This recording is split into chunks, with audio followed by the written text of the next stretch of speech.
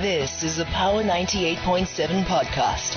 Now we're talking. Subscribe to Power 98.7 podcasts in iTunes or wherever you get your podcasts. There's more on power987.co.za. We are now moving on, talking to Paddy Ayuk, Director, Sam Soya Centre for Democracy and Human Rights. Good morning, Paddy. Good morning. Thank you, as always, for taking time to speak to us. And let's get straight into it. And picking up from our previous conversations, understandably, thousands of refugees from Cameroon's restive English-speaking regions have camped in Adagom, Ogoja, in the Cross River state of Nigeria, as well as other parts, and have staged protests this past week. What were the protests about, and how have they been received, Paddy? I think these protests were related to their conditions. A lot of them have been abandoned, especially those that have not been registered. We have a statistic that shows that there are more than, according to the United Nations, there are close to about 400,000 refugees. But that is quite too huge. And I think the crisis is being underreported. And so the humanitarian intervention is not effective. So their conditions are not good, especially at the Cross River state of Nigeria and other areas that you find many of these refugees. They were agitating for better conditions, and some of them, maybe women, do not have better sanitary materials and a lot of things. Some of the school kids that are of school age have not been registered in school to attend basic education.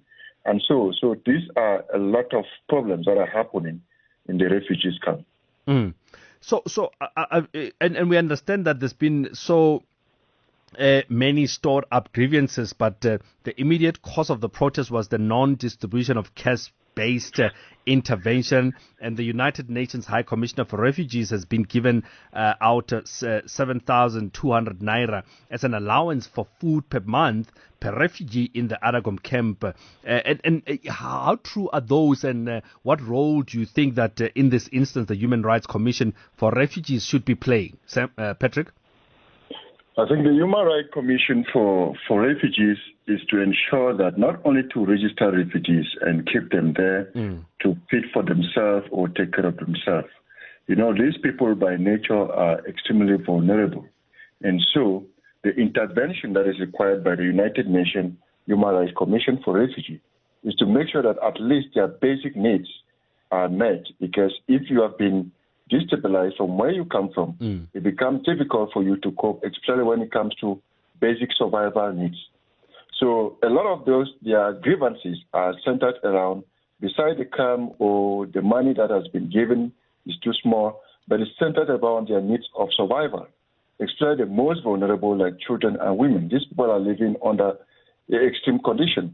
And besides that, the population of refugees, there is a huge influx taking place.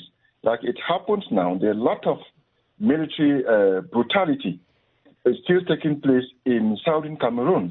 And last week, a hospital was burned in Kumba. And it happened, like I listened to the news. There is one of the great lawyers, Barrister Nso, reported right from Kumba that the military actually burned down this hospital. Where do you think the hospital staff will go to? And where do you think a lot of these people are going to? Yesterday, in Kumbo, there was serious burning of houses, and even the worshippers that were in church were blocked. And Shison Hospital in Kumbo is under, there is a risk of burning that hospital too, because the military are busy burning houses around those areas. And you should understand that this is not the first time that a hospital has been burned by the military of Cameroon.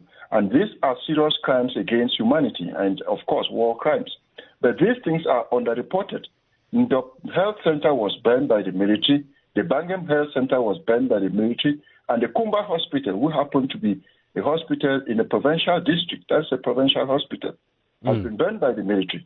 So these people, there is influx of refugees, people running away for survival into Nigeria. That itself stretches the need for the United Nations Human Rights Commission for Refugees to do proper intervention.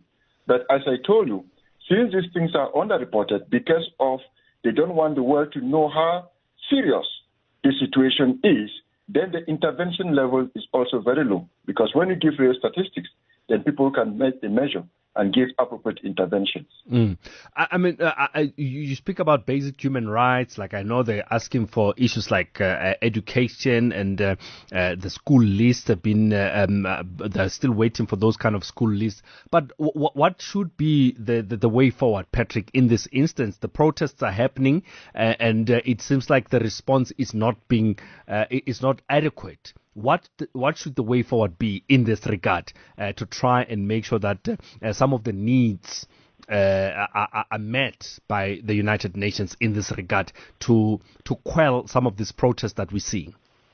Yeah, the major reason should be a clear-cut intervention mechanism. And the United Nations should allow other stakeholders, like other NGOs that are supporting. So the United Nations itself cannot do it directly. It needs to work with stakeholders. And the right statistics, there may be those who have not been registered are also agitating. So that statistics overflow the great number of people that are there. So if we talked of about 4,000 refugees, there might be quite more than close to 1 million refugees. So when it is low, whether registered or unregistered, it brings the burden on the United Nations. So first, they should get a clear statistics that reflect all the refugees that run into Nigeria should be properly registered. And the registration process should be fast-tracked so that people shouldn't stay in holes or in the forest or somewhere around trying to fight for first their registration. And when these people are registered, there should be proper allocation of basic needs, especially the needs to minimal education. A lot of these people are of school age. So many of them left primary schools in Southern Cameroon. Some of them are secondary school kids, especially, and those that were supposed to attend kindergarten, they're there. So they should be categorized, and therefore appropriate needs to be given to these people. Without that, there will continue to be this kind of agitation because people are so frustrated, they are stagnated, and therefore it will promote this aspect of fighting for survival. And the only way you can do that is to get into the street and shout so that any other person can help around that. Please, we are dying.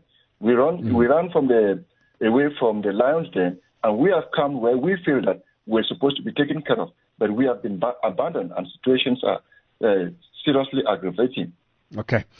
Patrick, as always, let's leave it there. Thank you very much for talking to us. Patrick Ayuk, Sam Soya Centre for Democracy and Human Rights. He is the director there, talking to us about all that is happening there. The protests that are currently happening with the United Nations hit by a huge humanitarian scandal as Cameroon refugees protest across Nigeria. You've been listening to a Power 98.7 podcast. For more podcasts, visit power987.co.za or subscribe wherever you get your podcasts.